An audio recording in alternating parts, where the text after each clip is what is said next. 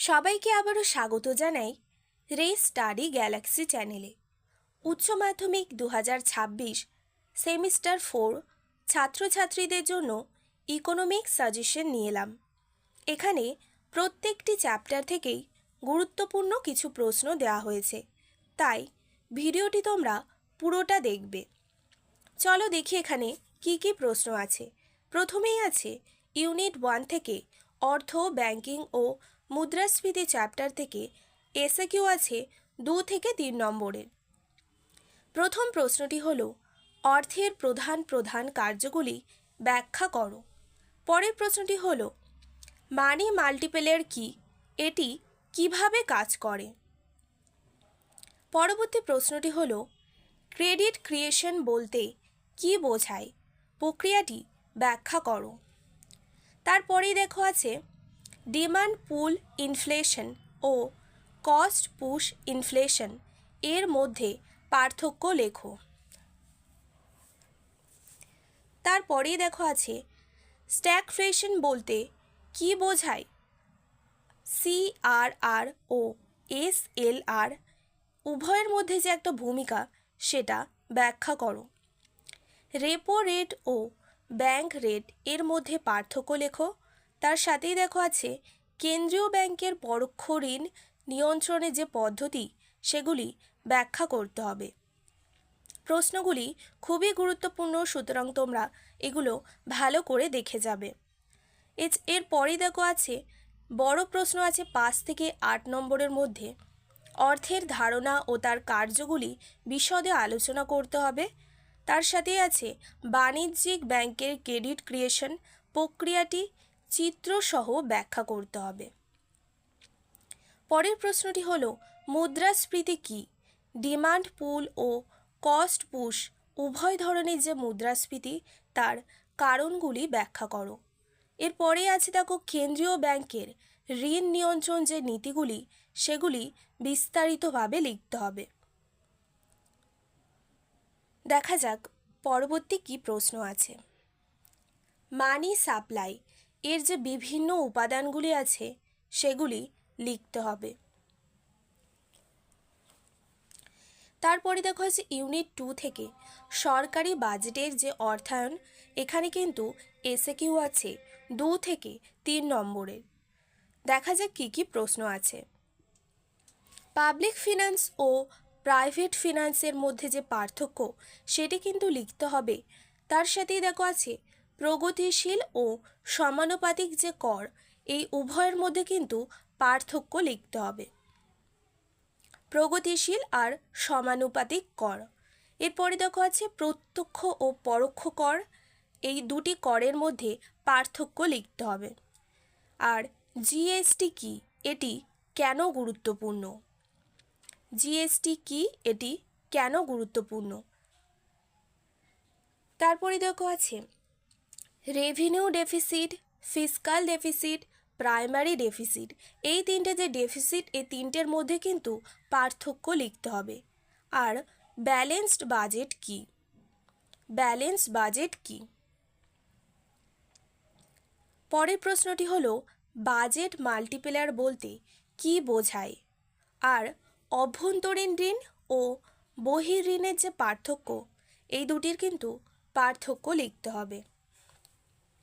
এরপরে দেখো বড় মার্কসের মধ্যে যেটা আছে, মানে 5 মার্কসের মধ্যে সরকারের রাজস্বের উৎসগুলি, ট্যাক্স ও যে নন ট্যাক্স আছে সেগুলি কিন্তু ব্যাখ্যা করতে হবে। আর রাজকোষীয় ঘাটতির যে বিভিন্ন প্রকার আছে এগুলি কিন্তু বিশদে ব্যাখ্যা করতে হবে। মনিটাইজেশন অফ ফিসকাল ডেফিসিট এর যে প্রভাব, এই প্রভাবগুলি কিন্তু লিখতে হবে। আর তার সাথেই দেখো আছে সরকারি ঋণের যে শ্রেণীবিভাগ, তার যে গুরুত্ব আছে, সরকারি ঋণের শ্রেণীবিভাগ তার গুরুত্ব লিখতে হবে। এরপরে দেখো আছে জিএসটি এর সুবিধা ও অসুবিধাগুলি আলোচনা করো। এর আগে ছিল জিএসটি কি, সেটি কেন গুরুত্বপূর্ণ। আচ্ছা, এরপরে আছে কিন্তু ইউনিট 3 থেকে ভারতের অর্থনৈতিক সমস্যা, এই চ্যাপ্টার থেকে ছোট প্রশ্ন আছে। দেখি প্রথমে 2 থেকে 3 নম্বরের কি কি। প্রথমেই দেখো আছে দ্বিতীয় পঞ্চবার্ষিক যে পরিকল্পনা তার যে বৈশিষ্ট্য সেটি কিন্তু লিখতে হবে। তার সাথেই দেখো আছে মহালানবিশ যে মডেল সেটি কি, শিল্প মুক্তিকরণ বা লিবারাইজেশন বলতে কি বোঝায়, শিল্প মুক্তিকরণের দুটো সুবিধা কিন্তু লিখতে হবে। আর স্মল স্কেল ইন্ডাস্ট্রি এটি কেন গুরুত্বপূর্ণ বা তার গুরুত্ব কি সেটা কিন্তু লিখতে হবে। বড় প্রশ্নগুলির মধ্যে আছে দেখো ভারতের শিল্পোন্নয়নে মহালানবিশ মডেলের যে ভূমিকা সেটা কিন্তু ব্যাখ্যা করতে হবে। আচ্ছা, তারপরে দেখো আছে 1991 সালের শিল্প মুক্তিকরণ নীতি তার যে প্রভাব সেটা কিন্তু লিখতে হবে। বড় প্রশ্নের মধ্যে আরও আছে বিশ্বায়নের ফলে ভারতের শিল্প খাতে যে পরিবর্তন এসেছে তা ব্যাখ্যা করো এবং ক্ষুদ্র ও গ্রামীণ শিল্পের যে ভূমিকা ও তার যে সমস্যা সেটাও কিন্তু লিখতে হবে। পরে দেখো আছে ইউনিট 4 থেকে চ্যাপ্টারের নাম হলো ভারতের অর্থনৈতিক সমস্যা। এখান থেকে কিন্তু ছোট প্রশ্নগুলি দেখা যাক প্রথমে কি কি আছে। প্রথম প্রশ্নটি হলো আইটি সেক্টরের উন্নতির দুটি কারণ কিন্তু লিখতে হবে। তার সাথেই দেখো আছে আউটসোর্সিং কি, আউটসোর্সিং কি এটি লিখতে হবে।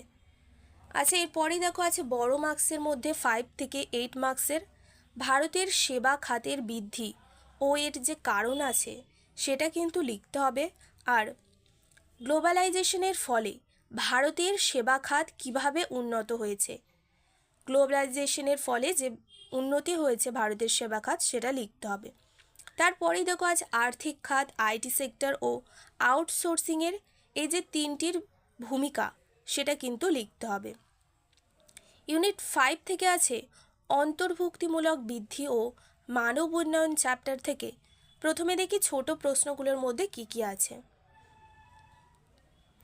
পভার্টি গ্যাপ কি, লরেন্স কার্ভ বলতে কি বোঝায়। এরপরেই দেখো আছে 1950 থেকে 1990 এবং 1991 সাল থেকে 2019 এই দুই যে সময়কাল আছে তার মধ্যে দারিদ্র্যের যে পরিবর্তন সেটা কিন্তু লিখতে হবে। আর HDI বা হিউম্যান ডেভেলপমেন্ট ইন্ডেক্স এর যে উপাদানগুলি আছে সেটা কিন্তু লিখতে হবে।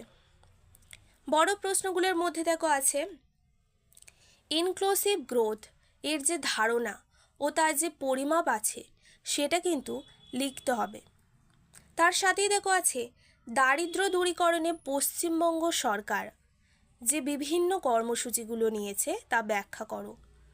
তার সাথে আরও প্রশ্ন আছে বড় প্রশ্ন পরিবেশগত সমস্যা ও অর্থনৈতিক উন্নয়নের সম্পর্ক যেটা সেটা কিন্তু লিখতে হবে এবং মানব উন্নয়ন সূচক এর যে উপাদান তা ব্যাখ্যা করতে হবে এবং ভারতে এর যে অবস্থা সেটাও কিন্তু আলোচনা করতে হবে। এখানে অনেক গুরুত্বপূর্ণ প্রশ্ন কিন্তু তুলে ধরলাম। আশা করি তোমাদের ভিডিওটি ভালো লাগলো। ভালো করে তোমরা পড়াশুনো করো এবং ভিডিওটি ভালো লাগলে অবশ্যই চ্যানেলটি সাবস্ক্রাইব করে পাশে থেকো।